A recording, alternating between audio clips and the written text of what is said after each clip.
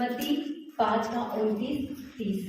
तेरी दाहिनी आंख तुझे ठोकर खिलाए तो उसे निकाल कर फेंक दे, क्योंकि तेरे लिए यही भला है कि तेरे अंगों में से एक नष्ट हो जाए और तेरा सारा शरीर नरक में डाला जाए।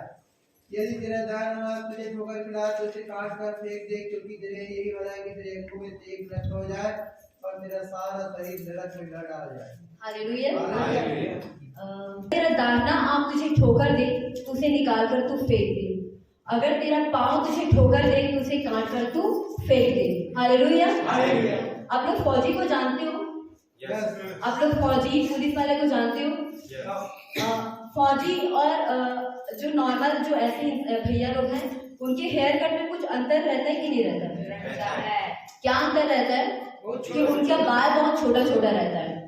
ठीक है, उनको बोला जाता है फौजी कट बोला जाता है। बोला जाता है ना, मैं सही बता रही हूँ ना?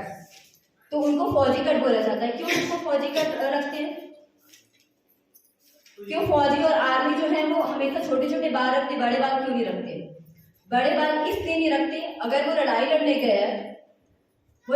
गया और उसके बाल इतने बड़े बड़े हैं, मान लो वो सामने वाला से युद्ध कर रहा है, अपने दुश्मनों से युद्ध कर रहा है, अचानक से उनका बाल सामने आ जाता है, तो क्या वो लड़ाई लड़ पाएगा? क्या वो युद्ध में विजयी होगा? नहीं हो सकता। हो सकता है? नहीं हो सकता है। अगर उनका फोकस बिगड़ा, अगर उनका ध्यान बिगड़ा, उन बालों पे गया और उन बालों की वजह से वो क्या हो सकता है? उनकी जान भी जा सकती है और वो युद्ध से हार भी सकता है। हालेलुया। इसीलिए फौजी का जो हेयर रहता है वो बाल रहता है बहुत ही छोटे छोटे रहते हैं, छोटी कटिंग रहती है, ताकि वो अपने ध्यान से भटके ना। तो अपने ध्यान को नहीं हटाना है। हालेलुया। आपका ध्यान क्या है? परमेश्वर है। इसीलिए फौजी अगर बाल को अगर बड़ा बड़ा कराएंगे, अगर उसका बाल बड़ा बड़ा रहेगा तो अपने ध्यान से वो भटक सकता है, वो युद्ध में हार सकता है। हालेलुया। और कभी भी हमेशा फौजी की जब भर्ती होती है तो उसी क्षेत्र में नहीं होती जहां वो रहता है।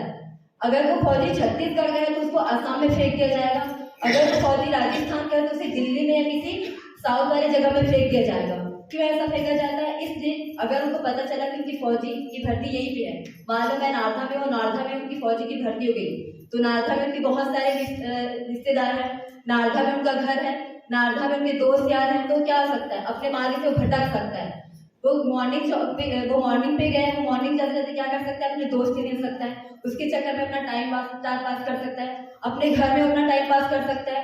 उनके फोकस को बिगाड़ने वाले बहुत सारे लोग हो सकते हैं। इसीलिए उनको क्या करते हैं? छत्तीसगढ़ से सीधा आसाम में फेंक देंगे या फिर पंजाब में फेंक देंगे। हालेलुया। तो आप भी एक मसीह जीवन कैसा है? फौजी की तरह। हालेलुया। मसीह का जीवन कैसा है? फौजी की तरह है। किस तरीके से फौजी की तरह जीवन है? कि आपका फोकस सिर्फ परमेश्वर है। जिस तरह फौजी का फोकस केवल युद्ध करना है और इस देश की रक्षा करनी है, उसी तरह आपका फोकस क्या है? केवल और केवल परमेश्वर है। हालेलुया। वो जीवन भर अपने नौकरी को स्थान देता है, उसी फोकस के साथ, उसी ध्यान के साथ जीवन भर ताउम्र नौकरी करता है। और नौकरी करने के बाद क्या होता है? उनकी रिटायरमेंट होती है। और रिटायरमेंट होने के बाद वो आसानी से और सुख जीवन के साथ अपने जीवन को व्यतीत करता है। हम भी इसी तरह फोकस के साथ अपने परमेश्वर पर ध्यान लगाएं और उनकी स्तुति और आराधना करें, तो एक दिन निश्चय होगा कि हम भी रिटायरमेंट होंगे तो स्वर्ग के राज्य में प्रवेश करेंगे और उसी आनंद और विश्वास के साथ क्या करेंगे? परमेश्वर की महिमा करेंगे। जब भी पेड़ काटा जाता है, जो पेड़ काटने वाले लोग होते हैं, जो पेड़ काटने वाले लोग रहते हैं, क्या वो पेड़ काटते हैं तो इस तरीके से काटते हैं क्या? कभी इस जगह, कभी उस जगह, कभी इस डाल को, कभी इस डाल को, ऐसा कटाई करते हैं। कैसा कटाई करते हैं? वो जिस जगह को काट रहे हैं उसी जगह को बार बार काटेंगे। कब तक काटेंगे? जब तक कि वो पेड़ नहीं कट जाता। हालेलुया। तो जब वो पेड़ काटने वाला अपने ध्यान को नहीं बिगाड़ रहा है, जब वो पेड़ काटने वाला अलग अलग जगहों पर निशाने नहीं लगा रहा है, तो हम मसीह लोग क्यों अलग अलग जगहों पर निशाने लगाए? हालेलुया। हमारा ध्यान कौन होना चाहिए? परमेश्वर होना चाहिए। हम भी केवल किसके लिए प्रार्थना करें? एक ही फोकस के लिए प्रार्थना करें। हमारा ध्यान केवल परमेश्वर होना चाहिए। हालेलुया। आप गाड़ी चलाते हैं, साइकिल चलाते हैं, तो इस तरीके से देख के गाड़ी चलाते हैं या इस तरीके से देख के आप साइकिल चलाते हैं? मैं गाड़ी चलाती हूँ, अगर मैं इस तरीके से देख गाड़ी चलाऊंगी तो क्या मैं अपने मंजिल तक पहुंच पाऊंगी? अगर मैं साइकिल चला रही हूँ, मैं पीछे देखकर या आजू बाजू देखकर या लोगों से बातचीत करते हुए साइकिल चलाऊंगी तो क्या मैं अपनी मंजिल तक पहुंचूंगी? नहीं। मुझे गाड़ी चलाने के लिए, अपनी मंजिल तक पहुंचने के लिए क्या करना पड़ेगा? ध्यान से, शांत मन से क्या करना पड़ेगा? गाड़ी को चलाना पड़ेगा। कंसंट्रेशन के साथ मुझे साइकिल को चलाना पड़ेगा, तभी मैं अपने मंजिल तक पहुंच सकती हूँ। हालेलुया। उसी तरह आपको भी मसीह जीवन में क्या करना है? ध्यान के साथ आपका फोकस सिर्फ परमेश्वर होना चाहिए। हालेलुया। बहुत से ऐसे लोग आएंगे, आपका दाहिना हाथ आपको ठोकर दे, आपका दाहिना हाथ आपको ठोकर दे तो काट कर फेंक देना। ये दाहिने हाथ आपका परिवार भी हो सकता है, ये दाहिना हाथ आपका गर्लफ्रेंड बॉयफ्रेंड भी हो सकता है, ये दाहिना हाथ आपका पड़ोसी भी हो सकता है, और ये दाहिना हाथ आपके रिश्तेदार भी हो सकते हैं। हालेलुया। ऐसे लोगों को आपके क्या करना है? इग्नोर करना है। ऐसे लोगों की बातों को आपको नहीं सुनना है। हालेलुया। तब जीवन का मुकुट आपका है। हालेलुया। आप लोग खेल के बारे में जानते ही होंगे, खेल के बारे में जानते ही होंगे। एक खेल आता है तीरबाजी का, तीरबाजी का एक खेल आता है। उस खेल में क्या किया जाता है? उसके एक आंख को बंद किया जाता है और पूरा एक आंख का पूरा ध्यान जो है वो उस गोल पे रहता है। अगर वो अपने आंख को इधर उधर भटकाए या अपने ध्यान को भटकाए तो क्या वो सही सही निशाने पे लगा सकते हैं अपने तीर को? या अपने तीर को सही निशाने पर वो लगा पाएगी? नहीं। तो क्या करना पड़ता है उसके लिए? उसको अपने पूरे ध्यान को उस छोटे से बिंदु पे लगाना पड़ता है। हालेलुया। अगर वो अपने ध्यान को हटाएगी तो क्या होगा? या हटाएगा तो क्या होगा? वो भटक सकती है। हालेलुया। और अपने पूरे ध्यान को लगाकर ही वो क्या करता है? अपने लक्ष्य पर विजयी होता है। हालेलुया। तो हमारा आज का जो टॉपिक है वो आपका ध्यान है। आपका फोकस केवल परमेश्वर पर होना चाहिए। बहुत सारे ऐसे चीजें आ सकती है, आपका दाहिना हाथ आ सकता है, आपका दाहिने आंख आ सकते हैं, आपके पैर आ सकते हैं, पर इन सारे पैर और हाथ और आंख को क्या करना है? आपको काट कर आपको फेंकना है। हालेलुया। हालेलुया। तभी आप मसीह जीवन पर क्या कर सकते हैं? विजय पा सकते हैं। मसीह 4:3 और 4। तब रखने वाले ने पास आकर उससे कहा, यदि तू परमेश्वर का पुत्र है तो कह दे कि पत्थर रोटियां बन जाए। यीशु ने उत्तर दिया, लिखा है, मनुष्य केवल रोटी ही से नहीं परंतु हर एक वचन से जो परमेश्वर के मुख से निकलता है जीवित रहेगा। हालेलुया। जब प्रभु यीशु मसीह की परीक्षा हो रही थी, या प्रभु यीशु मसीह की परीक्षा से पहले उन्होंने क्या किया था? उन्होंने 40 दिन और 40 रात का उपवास किया था परीक्षा से पहले। हालेलुया। यीशु मसीह की जब परीक्षा हुई उससे पहले उन्होंने 40 दिन और 40 रात की उपवास रखा था। ठीक है।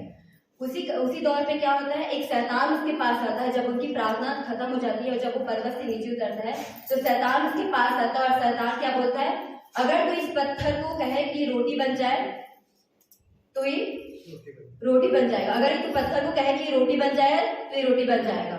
हालेलुया। क्या 40 दिन की उपवास प्रार्थना हल्की सी बात है? क्या उनके लिए खाना उस समय जरूरी नहीं था? अगर मुझे 1 हफ्ते के लिए उपवास रखने बोल दिया जाए, या आप लोग को 40 दिन का या 1 हफ्ते का उपवास रखना बोल दिया जाए, तो उस 40 दिन और 1 हफ्ते के बाद क्या वो खाना आपके लिए इम्पोर्टेंट नहीं रखता? मायने नहीं रखता? मायने नहीं रखता? तो क्या यीशु मसीह जो 40 दिन उपवास प्रार्थना किया, तो 40 दिन उपवास प्रार्थना के बाद वो जो भोजन मिल रहा था उसके लिए वो मायने नहीं रखता था? रखता था ना मायने। फिर भी उन्होंने क्या किया? उस शैतान के बहकावे में नहीं आया। वो चाहता तो उस समय बोल सकता था। हालेलुया। तो आपके जीवन में भी ऐसी बहुत सारी चीजें आती है। आपके भी जीवन में बहुत सारी ऐसी चीजें आती है जो इस तरीके से शैतान आपके जीवन में काम करता है। हालेलुया। लेकिन प्रभु यीशु मसीह ने नहीं किया, ऐसा नहीं किया। अगर प्रभु यीशु मसीह 40 दिन उपवास करके उस पत्थर को रोटी बोलता और वो खा लेता तो क्या आज वो हमारा उद्धार करता होता? नहीं होता। उन्होंने किस पर ध्यान रखा? किस पर फोकस रखा? परमेश्वर के वचनों पर फोकस रखा। हालेलुया। किस पर फोकस रखा? तो हमें भी किस पर फोकस रखना है? परमेश्वर पर फोकस रखना है। हो सकता है कि 40 वर्ष तक आपकी प्रार्थना का उत्तर ना आए, हो सकता है 10 वर्ष तक आपकी प्रार्थना का उत्तर ना आए, बट क्या होगा? 40 वर्ष के बाद भी तो आपकी प्रार्थना का उत्तर आना चाहिए ना? आएगा ना? हालेलुया। हो सकता है 1 मंथ तक आपकी प्रार्थना का उत्तर ना आए, लेकिन उस 31 दिन के बाद आपके प्रार्थना का उत्तर जरूर आएगा। आपको क्या करना है? अपने फोकस को, अपने ध्यान को नहीं हटाना है। हालेलुया। अपने ध्यान को भटकने नहीं देना है। हालेलुया। फोकस जो शब्द है वो 5 शब्द से मिलकर बना हुआ है। FORGUS। हालेलुया। तो F का मतलब होता है फॉरगेटिंग योर पास्ट, अपने पिछले जीवन को क्या करना है, भूलना है। तो फिलिपियो 3:13। हे भाइयों, मेरी भावना यह नहीं कि मैं पकड़ चुका हूँ, परंतु केवल यह एक काम करता हूँ कि जो बातें पीछे रह गई है उनको भूलकर आगे की बातों की ओर बढ़ता रहूं। हालेलुया। फिलिपियो 3:13। तो इसमें जो एक शब्द आया F फॉरगेटिंग योर पास्ट, यानी कि आपके अपने पिछले जीवन को क्या करना है, भूलकर आपको चलना है। जब आप मसीह जीवन में आते हैं तो क्या होता है, पहले तो आप पापी थे, हम भी पहले पापी थे, हमने भी बहुत सारे पाप किए, ठीक है। और आप जब मसीह जीवन में आते हैं तो क्या होता है, वो चीजें आपके जीवन में बार बार आती है। वो चीजें जो है वो आपको आपके ध्यान को भटकाने की कोशिश करती है, आपको बार बार खींच के पीछे ले जाने की कोशिश करती है। हालेलुया। बहुत सारे ऐसे पाप होते हैं जो आपको, जब आप प्रेयर करते रहते हैं, आप जब प्रार्थना करते रहते हैं, जब आप उपवास प्रार्थना करते रहते हैं, तो कहीं ना कहीं ये चीजें आपके माइंड में कहीं ना कहीं से आ जाती है, या शैतान आपके माइंड में ला देता है। तो उनका काम तो क्या है, फरमाने का काम है। उनका काम है कि ये मसीह को ना पहचाने, ना जाने, परमेश्वर को ना खोदे, परमेश्वर को ज्ञान से वंचित रहे। तो बहुत सारी ऐसी जो पिछले बातें होती है वो आपके जीवन में आ जाती है और फिर से आपके मसीह जीवन से उसको खींच ले जाती है। हालेलुया। तो इन वचनों के द्वारा परमेश्वर ये कहना चाह रहे हैं कि जब आप मसीह जीवन में हैं तो अपनी सारी पिछली अभिलाषाओं, आपके पिछले जितने भी पापे हैं उन सबको क्या करना है, आपको भूल जाना है और केवल किस पर ध्यान रखना है, केवल परमेश्वर पर ध्यान रखना है। हालेलुया। बीते हुए दिनों में मेरे जीवन में इस तरीके से कुछ घटना हुई और जब परमेश्वर का प्रकाशन मेरे जीवन में आया तब मैंने समझा कि हाँ, ये मेरे लिए, ये परमेश्वर का जो वचन है वो मेरे लिए उतरा है। हालेलुया। बहुत सारी ऐसी चीजें हुई मेरे जीवन में जो सडनली कुछ ही पिछले वीक जो है मेरे माइंड में अचानक से आ गई और वो बार बार मेरे माइंड में वो आती रही। जब भी मैं प्रेयर करती हूँ या जब भी मैं शांत रहती तो बातें फिर से मेरे माइंड में आ जाती है कि तूने ये किया, तूने वो किया। हालेलुया। तो परमेश्वर का ये वचन जब मेरे पास आया तब मैंने समझा कि मुझे सारी पिछली बातों को क्या करना है, भूलना है। अगर मैं उसी बातों को पकड़ कर रहूं तो मैं कभी मसीह जीवन में आगे नहीं बढ़ सकती। हालेलुया। तो आपके जीवन में आपने जितनी भी पुरानी अभिलाषाएं थी, जितने भी पुराने पाप थे, उन सबको क्या करना है, इन वचनों के द्वारा पीछे छोड़ना है और परमेश्वर का वचन के द्वारा, परमेश्वर के वचन को लेकर, परमेश्वर के वचन पर बैठकर परमेश्वर की मंजिल तक जाना है। हालेलुया। आपको कुछ इधर उधर नहीं देखना है। बहुत सारी ऐसी बातें हो सकती जो आपको खींचेगी, आपको मसीह जीवन से निकालने की कोशिश करेगी। बहुत सारे ऐसे लोग हैं जो आपको उन बातों को याद दिलाएंगे। हालेलुया। तो उन सब बातों को आपको क्या करना है, इग्नोर करना है और केवल किस पर ध्यान करना है, परमेश्वर पर ध्यान करना है। सेकंड जो वर्ड है own means only one thing, only one thing. केवल एक ही चीज को आपको देखना है, एक ही चीज पर आपको विश्वास करना है। हालेलुया। हालेलुया। मरकुस 10:21। यीशु ने उस पर दृष्टि करके उससे प्रेम किया और उससे कहा, तुझ में एक बात की घटी है, जा जो तुम तेरा उसे बेचकर कंगालों को दे। हालेलुया। और तुझे स्वर्ग में धन मिलेगा और आकर मेरे पीछे हो। Hallelujah. O means only one thing. ये मरकुस का जो 10:21 वचन है वो एक व्यक्ति की है जो परमेश्वर के पास आता है और बोलता है कि मैं क्या करूं जब मैं स्वर्ग के राज्य में प्रवेश करूंगा। आप लोग आदम और हव्वा के बारे में जानते हैं? आदम और हव्वा जो है वो आदम की वाटिका में थे और उनसे ये बोला गया था कि आपको सिर्फ, आप पूरे वृक्ष के फल को खा सकते हो, सिर्फ एक वृक्ष के फल को नहीं खा सकते। हालेलुया। सिर्फ एक वृक्ष के फल को आप नहीं खा सकते। क्यों नहीं खा सकते? क्योंकि उस वृक्ष के फल में क्या था, ज्ञान और बुद्धि था। अगर वो ज्ञान और बुद्धि वाले फल को खा लेता तो क्या होता, उसमें भी परमेश्वर के समान ज्ञान और बुद्धि आ जाता। हालेलुया। तो परमेश्वर ने मना किया था कि आपको इस वृक्ष के फल को नहीं खाना है। फिर भी आदम और हव्वा ने क्या किया, खाने के द्वारा पाप में पड़े। हालेलुया। खाने के द्वारा पाप में पड़े। हालेलुया। तो ऐसे आपके जीवन में भी तो सारी चीजें हैं। आप अच्छे पहन के आते हो, आप परमेश्वर की हर एक आज्ञाओं को मानते हो, आप परमेश्वर के पवित्र दिन को मानते हो, आप परमेश्वर के दास और दासियों के कहे द्वारा हर उन बातों को मानते हो, रिस्पेक्ट देते हो। पर एक ऐसी चीजें होगी जो आपके जीवन में आपको पीछे ढकेलने का काम करेगी। हालेलुया। वो एक ऐसी चीजें होगी जो आपको नहीं पता है। आपको नहीं पता कि वो कौन सी चीज है, वो किसी भी तरीके से आ सकती है। वो आपके खाने के द्वारा आ सकती है, आपके प्रार्थना के द्वारा आ सकती है, या किसी मनुष्य के द्वारा आ सकती है। तो जिस तरह आदम और हवा के जीवन में सिर्फ खाने के द्वारा पाप आया, और वही पाप क्या हुआ, उनके जीवन में मृत्यु को लेकर आई। हालेलुया। अगर मैं किसी का मोबाइल ले रही हूँ तो क्या मोबाइल मेरा हो जाएगा? कि वो मोबाइल लेने के बाद मेरे पास आएगा। अगर मैं किसी का मोबाइल या किसी का सामान पकड़ लेती हूँ तो मेरा हो जाएगा कि मोबाइल जिसका है वो लेने आएगा, जिसका मोबाइल है वो लेने आएगा। आदम और हवा ने अपने पास क्या रखा? पाप रखा। तो पाप को लेने कौन आया? शैतान आया, मृत्यु आई। हालेलुया। पाप को लेने कौन आया? मृत्यु आई। अगर आप प्रभु यीशु मसीह का चीज रखेंगे तो कौन आएगा आपको लेने? प्रभु यीशु मसीह आएगा। हालेलुया। तो आपके जीवन में जो एक चीज घटी है, उस घटी पर आपको क्या करना है? काम करना है। क्यों करना है? क्योंकि आपका ध्यान नहीं हटाना है, आपका अपने ध्यान को नहीं हटाना है। किससे नहीं हटाना है? प्रभु यीशु मसीह से नहीं हटाना है। और प्रभु यीशु मसीह आपकी क्या है? मंजिल है। हालेलुया। तो आपके जीवन में जो एक चीज की घटी है, वो आपका प्रेयर भी हो सकता है, इर्रेगुलर प्रेयर भी हो सकता है। हालेलुया। आपका उपवास रखना भी ना हो सकता है। हालेलुया। तो इन एक चीजों पर आपको क्या करना है? काम करना है। और काम करके क्या करना है? आपकी मंजिल की तरफ फिर से उनके वचनों को लेकर आगे बढ़ना है। हालेलुया। प्रकाशित वाक्य 2:2-3-4। मैं तेरे काम और तेरे परिश्रम और तेरे धीरज को जानता हूँ, और यह भी कि तू बुरे लोगों को देख नहीं सकता, और जो अपने आप को प्रेरित कहते हैं और है नहीं, उन्हें तूने परख कर झूठा पाया। तू धीरज धरता है और मेरे नाम के लिए दुख उठाते उठाते थका नहीं। पर मुझे तेरे विरुद्ध यह कहना है कि तूने अपना पहला सा प्रेम छोड़ दिया है। हालेलुया। हालेलुया। आप सब चीज में ठीक है, परमेश्वर आपके काम को जानता है, उसमें भी ठीक है। आप जो आज्ञा मानते हैं वो भी आउटस्टैंडिंग है। हालेलुया। हर एक चीजों में आप परफेक्ट हैं। हालेलुया। आप उनकी आज्ञाओं को मानते हैं, उनके वचनों पर चलते हैं, नित्य प्रार्थना करते रहते हैं, प्रेयर रिक्वेस्ट आती है उन पर आप काम करने लग जाते हैं। हालेलुया। उपवास प्रार्थना होती है, आप उपवास प्रार्थना पे कंटिन्यू लग जाते हैं। जब भी यहाँ पे बोला जाता है आपको उपवास प्रार्थना करनी है तो आप समय पे आ जाते हैं। हालेलुया। सारे नियमों का पालन करते हैं, सारे नियमों का एक पालन करते हैं, लेकिन एक ऐसा चीज फिर छूट रहा है जो आपको परमेश्वर से क्या कर रहा है? दूर कर रहा है। वो क्या है? प्रेम। हालेलुया। परमेश्वर ने हमसे कैसा प्रेम किया? माँ से भी ज्यादा, माँ से भी गहरा। हालेलुया।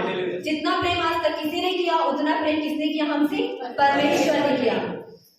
और इतना प्रेम जताया उन्होंने कि अपने आप को भी क्या किया और अपने बेटे को भी क्या किया? इकलौते बेटे को उन्होंने कलवरी क्रूस पर दे दिया। हालेलुया। अपने इकलौते बेटे को उन्होंने क्या किया?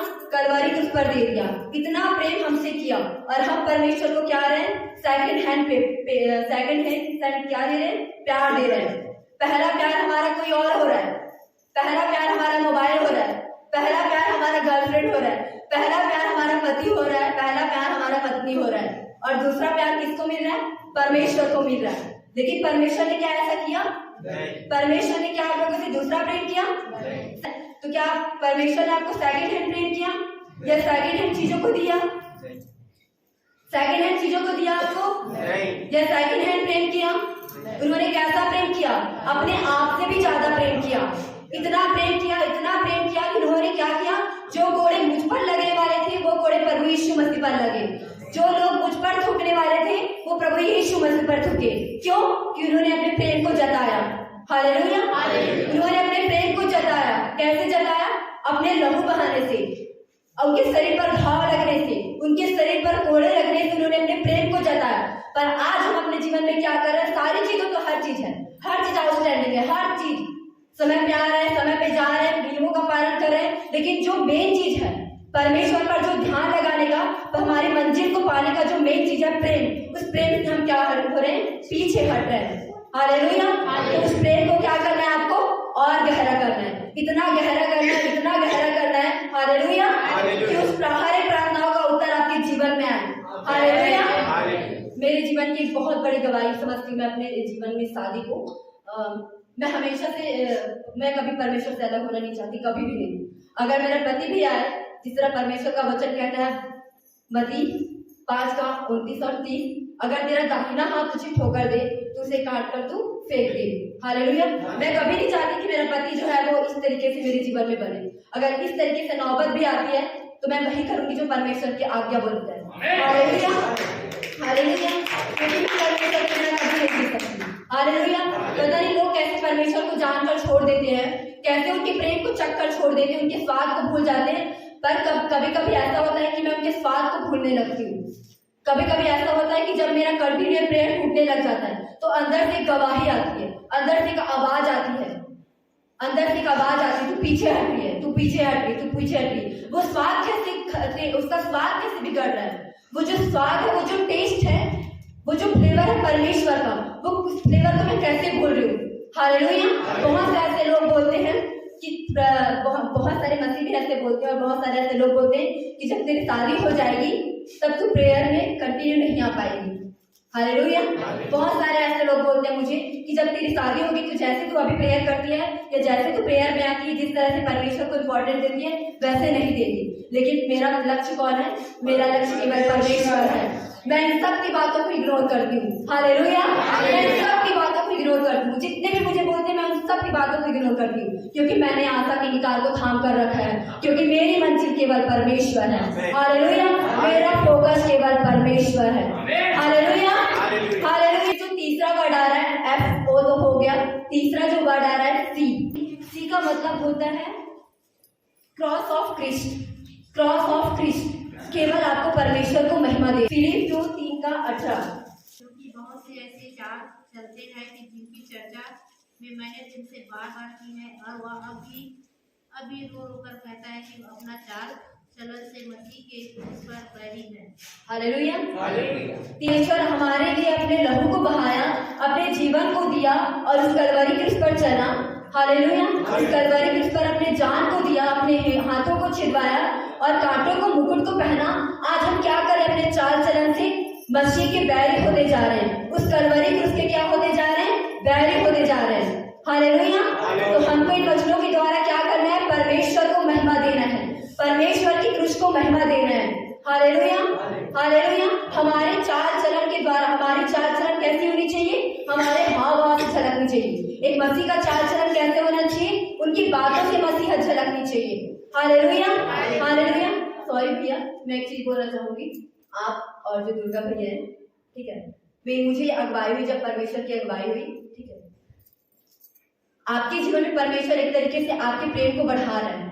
आप दोनों भाइयों के प्रेम को बहुत गहरा कर रहा है, बहुत गहरा कर रहा है। लेकिन एक चीज है जो आप दोनों के प्रेम को और मसीह के फोकस को, ध्यान को भटका रही है। हालेलुया। वो है आप दोनों के बीच की मिसअंडरस्टैंडिंग।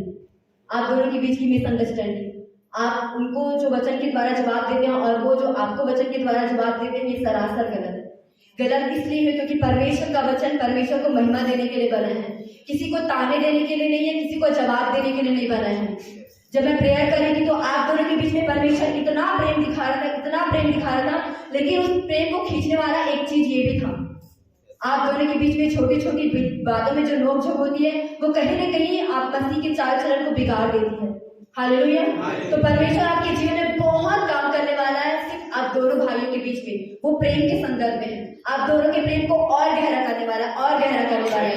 Hallelujah, hallelujah. तो आपको क्या करना है? मसीह के चाल चलन से क्या करना है? परमेश्वर को महिमा देनी है।